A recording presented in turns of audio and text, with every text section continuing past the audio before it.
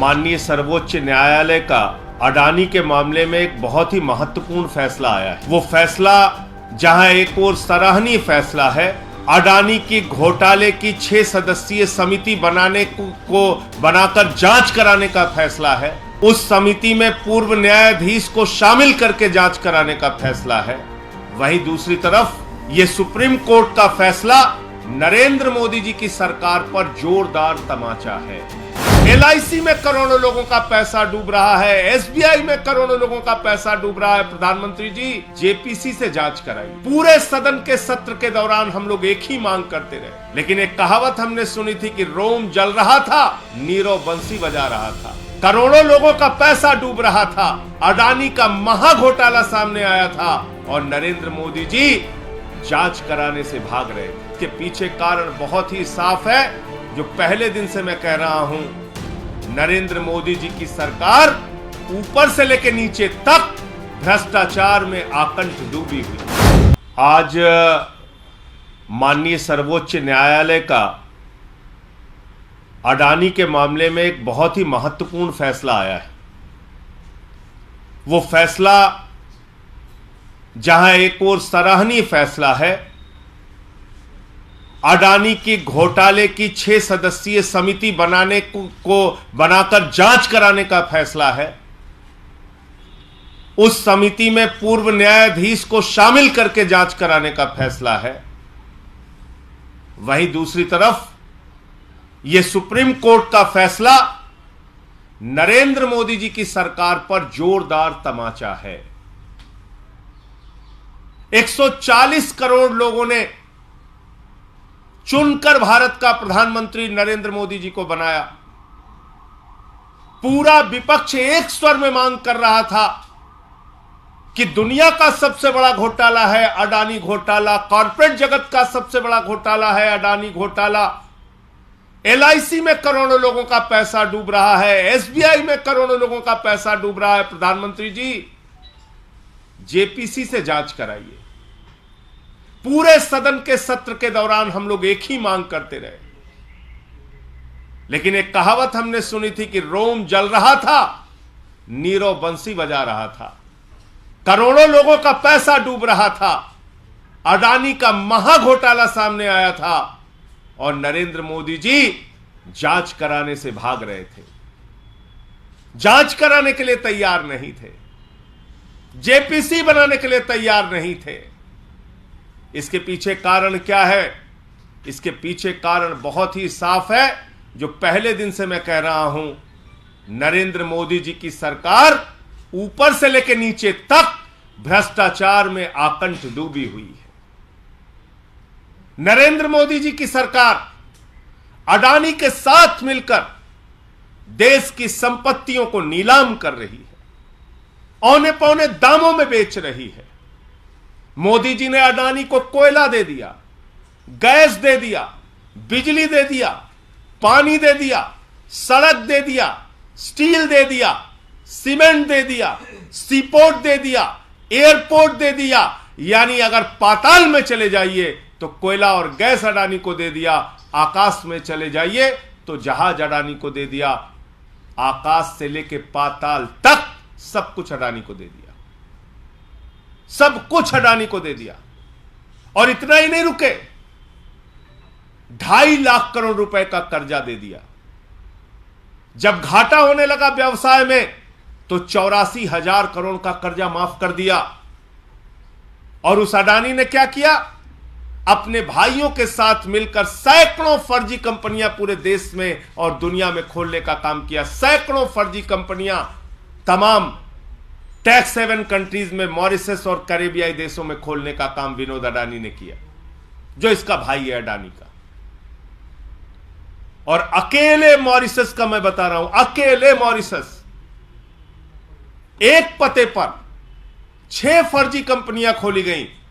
उन 6 फर्जी कंपनियों की आमदनी का जरिया क्या है मालूम नहीं, लेकिन उन 6 कंपनियों के माध्यम से भारत में अडानी की कंपनी में 42,000 करोड़ रुपए लगाया गया। 42,000 करोड़ रुपए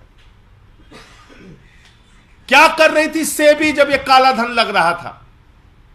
क्या कर रही थी ईडी, इनकम टैक्स डिपार्टमेंट क्या कर रहा था जब एक काला धन अडानी की कंपनियों में लग रहा था? सेबी इसलिए कार्रवाई नहीं कर पाती क्योंकि सेबी में अडानी का समधी बैठा हुआ है। और माननीय सर्वोच्च न्यायालय से मैं यह भी अनुरोध करना चाहूंगा कि आपने सेबी से भी जांच की रिपोर्ट मांगी है, कम से कम उसके रिश्तेदार को उसमें शामिल ना किया जाए। वो रिश्तेदार अगर जांच करेगा तो कैसी जांच रिपोर्ट बना के देगा, यह समझा जा सकता है। क्योंकि सेबी तो खामोश रही है। अनाप शनाप पैसे दुनिया के देशों से काला धन हजारों लाखों करोड़ रुपए अडानी की कंपनी में आ रहा था, सेबी देख नहीं पाई। क्योंकि स्टॉक एक्सचेंज पे नजर रखने की जिम्मेदारी तो सेबी की है, क्योंकि वहां पर हो रहे किसी घोटाले घपले को देखने की जिम्मेदारी सेबी की है। अगर शेयर ओवर वैल्यू हो रहा था, मुनाफा ना होने के बावजूद शेयर के दाम अचानक बढ़ रहे थे, तो सेबी ने क्यों उस समय जांच नहीं की? एलआईसी का करोड़ों रुपए डूब गया, हजारों करोड़ रुपए डूब गया। एसबीआई ने हजारों करोड़ का कर्जा दे रखा है। आज जिन लोगों का पैसा एलआईसी में बुढ़ापे के पेंशन के लिए, बीमारी के लिए, बेटी की शादी के लिए लगा है, वो सारे लोग चिंतित हैं। जिन लोगों ने एसबीआई में पैसा जमा कर रखा है, वो सारे लोग चिंतित हैं। और बैंक मोदी जी डुबाना चाहते हैं, इसका एक ही प्रमाण है कि इन्होंने कहा है भले ही आपका करोड़ों रुपए बैंकों में जमा हो, लेकिन नया कानून मोदी जी ने बना दिया, वापसी सिर्फ 5 लाख रुपए मिलेगा। भले ही बेटी की शादी के लिए आपने 20 लाख जमा किया हो, बेटी की शादी की तारीख आ गई, बैंक डूब गया, तो मोदी जी सिर्फ आपको 5 लाख रुपए देंगे और कहेंगे अपना रास्ता नापो। यह कानून बन गया, नया कानून बन गया। कोई भी बैंक डूब जाए, क्योंकि मोदी जी जानते हैं कि अपने दोस्त को उन्होंने अनाप शनाप फायदा पहुंचाया है, देश के बैंक डूबेंगे, देश के बैंक डूबेंगे। नया कानून कहता है 5 लाख से ज्यादा नहीं मिलेगा। तो इसलिए यह जो फैसला है, यह भारत की सरकार के ऊपर एक जोरदार तमाचा है। और जांच एजेंसियों का दुरुपयोग विपक्ष के लोगों का गर्दन दबाने के लिए तो करते हो मोदी जी, अपने दोस्त अडानी को बचाने के लिए उन सारी जांच एजेंसियों को काल कोठरी में बंद कर देते हो, उस पर कार्रवाई नहीं करते हो। यह भी पूरे देश ने देखा। हमारी जेपीसी की मांग सदन में आवाज उठाना या सदन की प्रक्रिया में आवाज उठाने का मौका न मिलने पर सदन पे नारे लगाना और बाधित करना 100% सही था। यह बात आज सुप्रीम कोर्ट के फैसले से साबित हो गई। और मैं फिर से कहना चाहता हूं, यह कॉरपोरेट जगत का और दुनिया का सबसे बड़ा घोटाला हुआ है जो प्रधानमंत्री नरेंद्र मोदी जी के संरक्षण में उनके मित्र अडानी ने किया है। इसकी जांच की परतें खुलनी चाहिए। और जेपीसी की जो हमारी मांग है, क्योंकि सदन सर्वोच्च है, पार्लियामेंट सर्वोच्च है, जेपीसी की जो हमारी मांग है, उस जेपीसी के माध्यम से जांच होगी तो बहुत सारे और सच और तथ्य सामने आने में मदद मिलेगी। पहली बात तो यह अडानी को लेकर मामला था। दूसरा, एक और महत्वपूर्ण और ऐतिहासिक फैसला सुप्रीम कोर्ट ने दिया है, जो स्वागत योग्य फैसला है, जो इतिहास के पन्नों में दर्ज किया जाएगा सर्वोच्च न्यायालय के नाम से। वो है चुनाव आयोग के गठन की प्रक्रिया को निर्धारित करने का फैसला। अब प्रधानमंत्री जी, विपक्ष के नेता और मुख्य न्यायाधीश तय करेंगे चुनाव आयोग में कौन बैठेगा। आप बताइए, चुनाव आयोग तब तक इंतजार करता है जब तक प्रधानमंत्री जी की रैलियां ना हो जाएं, योजनाओं की घोषणाएं ना हो जाएं। चुनाव आयोग तब तक इंतजार करता है जब तक गृह मंत्री जी की रैलियां और सभाएं ना हो जाएं।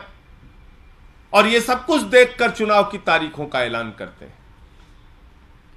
यानी कहीं ना कहीं चुनाव आयोग की निष्पक्षता पर लंबे समय से आवाज उठ रही थी और आज ये जो फैसला आया है कि लार्जेस्ट अपोजिशन पार्टी का एक मेंबर होगा, प्रधानमंत्री जी स्वयं होंगे और मुख्य न्यायाधीश जी होंगे, वो लोग मिलकर चुनाव आयोग का गठन करेंगे, ये एक अच्छा बेहतरीन फैसला है और इससे चुनाव आयोग की निष्पक्षता को कायम रखने में, भारत के लोकतंत्र को मजबूत करने में, भारत के संविधान को मजबूत करने में मदद मिलेगी। आपके कोई प्रश्न हो?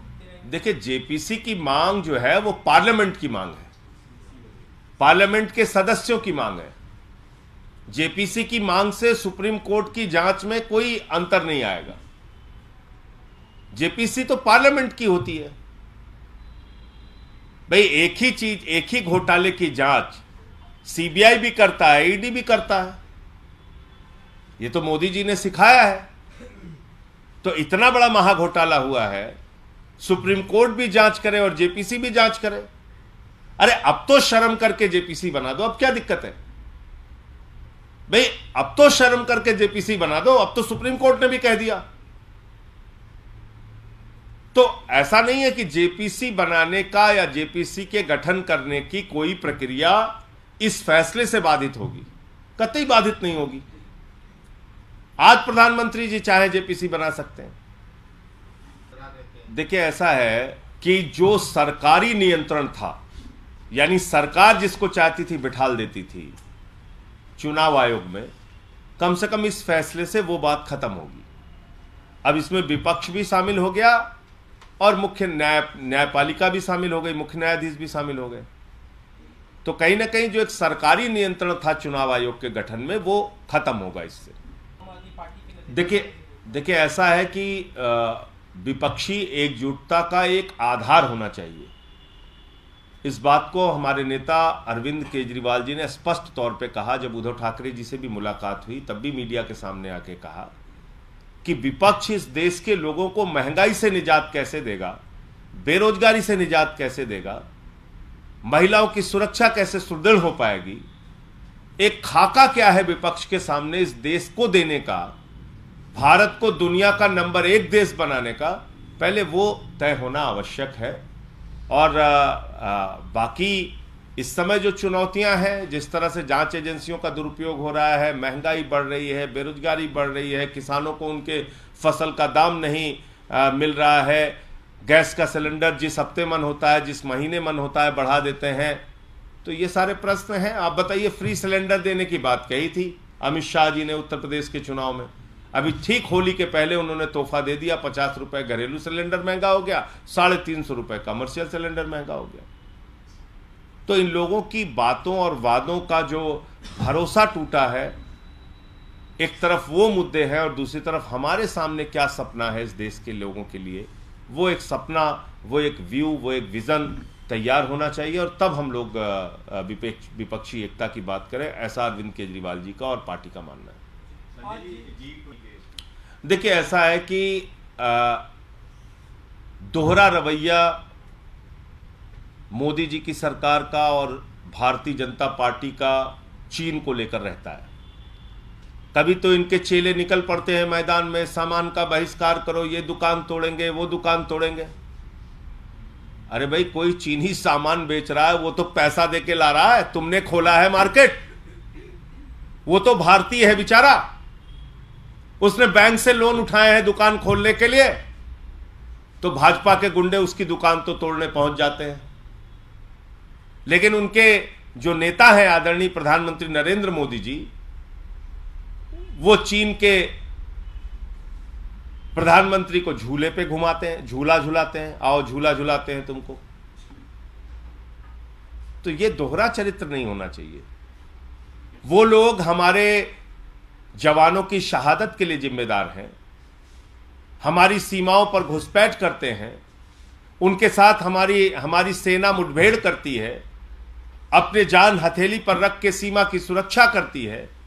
आप एक बार भी भारत की सीमाओं की सुरक्षा का विषय उनके सामने नहीं उठाएंगे और खाली उनको झूला झुलाएंगे, और आपके चेले जो है भाजपा के, वो चीनी सामानों का विरोध करने की नौटंकी करेंगे, तो ये बात तो ठीक नहीं है, ये बात ठीक नहीं है। तो इसलिए एक स्पष्टता के साथ अपना मत चीन के मुद्दे पर भारत की सरकार को रखना चाहिए।